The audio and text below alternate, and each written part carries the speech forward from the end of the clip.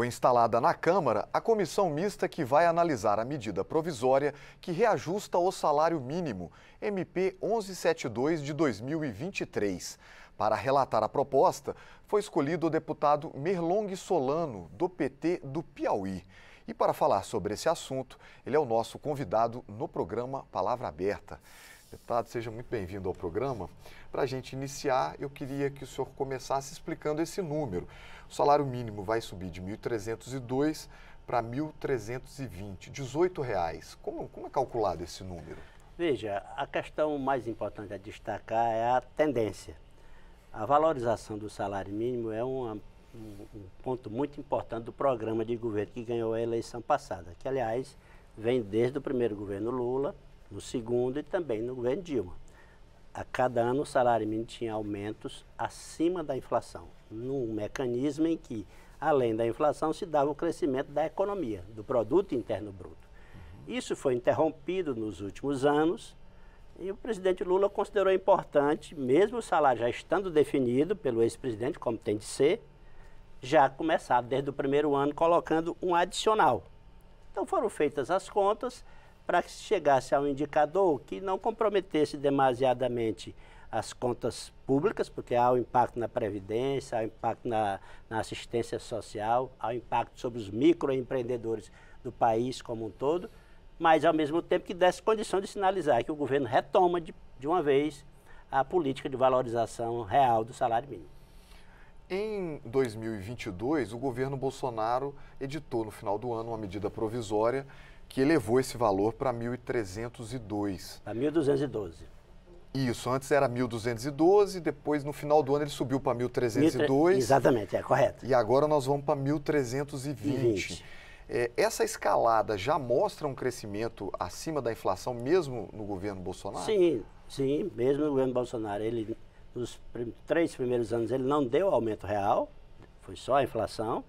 Mas no seu último ano, no seu último ato em relação ao salário mínimo, em dezembro do ano passado, ele já implementou um aumento real de 1,4%. Com esse adicional a mais posto pelo presidente Lula, o crescimento real passou à ordem de 2,8%, que é o resultado da inflação do ano passado, não é?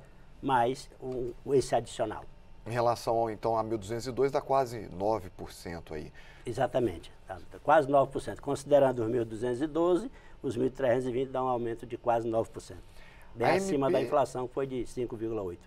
A MP tem que ser votada até agosto, até 28 de agosto, para ela não perder a validade. Vai dar tempo? Tá tudo, o relatório está pronto, inclusive incorporando já a política de valorização permanente.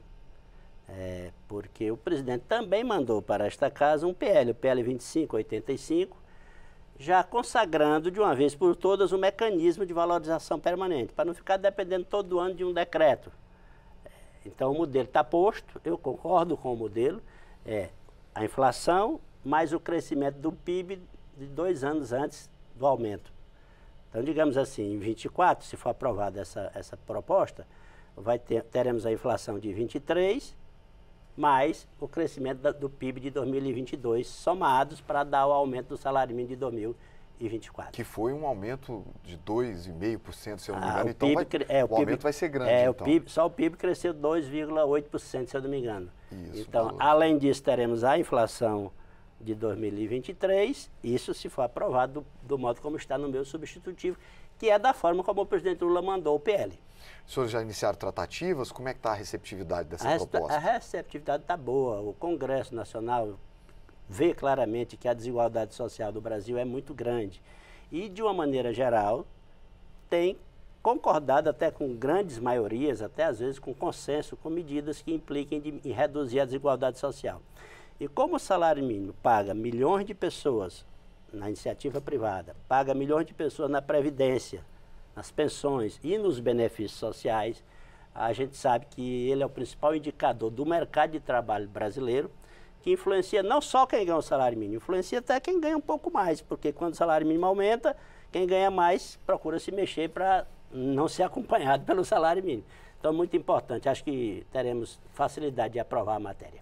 Nas redes sociais, a gente viu algumas pessoas contestando esse valor colocado agora pelo governo Lula, reclamando que estaria baixo. Como é que é feito esse cálculo na medida de que se encontra ali um equilíbrio? Como é que é feita essa questão? Eu também ouvi isso aí, gente dizendo, olha, só aumentou R$18. Eu tenho duas coisas a dizer sobre isso, Marcelo. Primeiro, realmente o Bolsonaro deu o aumento para 1.302, mas não pagou nenhum mês. Desde janeiro já era Lula o presidente. E nos anos em que ele teve a oportunidade de aumentar e de pagar, ele não aumentou acima da inflação. Deu só pela inflação. Segundo, o que importa em mercado de trabalho é a tendência. Você não pode aumentar de uma vez, porque desorganiza o mercado de trabalho. Tem quem recebe, mas precisa ter quem pague. Tem quem trabalha por salário, mas precisa ter quem contrate. Então nós temos que olhar para o trabalhador e para a empresa. São milhões de pequenos empreendedores que contratam pessoas pagando o salário mínimo. E com esses aumentos persistentes, mesmo que pequenos, mas persistentes, você a cada ano coloca uma pedra a mais na valorização real do salário mínimo. Foi assim que o salário mínimo durante o governo Lula e Dilma subiu 78% acima da inflação, o que permitiu aumentar a capacidade de consumo das pessoas que ganham o salário mínimo. De modo que o importante é que essa tendência continue durante todo o governo Lula, vire uma política de Estado, não seja interrompida por próximos governantes, como foi agora, no passado. Aí sim, nós teremos progressivamente um aumento da capacidade de compra do salário mínimo no nosso país. O senhor disse que parte desse realmento vai ser com base no crescimento do PIB. Do PIB. Então, o senhor está confiante de que o país vai ter um crescimento do PIB aí nos próximos 4 anos, um crescimento forte, que possa elevar o poder de consumo das classes mais baixas? Nós já estamos vendo isto este ano. No começo do ano, os analistas falavam em 0,9% de crescimento do PIB, 1%. Agora já estão começando a falar em 2%. Já tem gente falando de um pouco mais de 2%. De modo que eu tenho muita convicção de que a economia vai continuar crescendo e isso vai projetar um valor maior para o salário mínimo. Agora, a lei é clara, não crescendo o PIB, o salário mínimo tem pelo menos a inflação. A gente não está aqui para mentir para as pessoas. Se o PIB não crescer, porque pode acontecer, aí é só a inflação do ano. Crescendo é a inflação mais o PIB. Deputado, os jornais dizem que o apoio ao governo Lula está mais forte no Senado do que na Câmara. O senhor é relator dessa MP que está tramitando numa comissão mista, portanto formada por senadores e por deputados, então o senhor está tendo muito contato aí com as duas realidades. O senhor está confiante que o governo Lula vai conseguir construir maioria nestas duas casas para aprovar esta MP do salário mínimo e outras também que dizem respeito à economia do país? Com relação à MP do salário mínimo, não tenho nenhuma dúvida. Vai ser aprovada, é um salário que já está sendo pago. Acho que há uma maioria de deputados na Casa e no Congresso que percebe a importância de valorizar o salário mínimo. Em relação a outras matérias mais complexas, o quadro exige mais cuidados por parte do governo. Nós começamos o ano com dificuldades grandes aqui na Câmara, tivemos aquela derrota em relação ao marco do saneamento, quando um decreto do Lula foi derrubado, mas em seguida o diálogo do governo com a Casa melhorou e nós já conseguimos algumas votações de grande importância. Toda a política social foi aprovada, Bolsa Família, Mais Médico, Minha Casa Minha Vida, Programa de Aquisição de Alimentos, sem problemas. Aprovamos o CARF, do jeito que o governo propôs. Aprovamos o novo marco fiscal e a reforma tributária. Agora, essas matérias vão voltar para a Casa. No caso do marco fiscal, para apreciar as mudanças do Senado. A necessidade de continuar o diálogo do governo com a Casa permanece, para que a gente tenha segurança de uma maioria tranquila que permita aprovar todas as matérias que são importantes para o Brasil.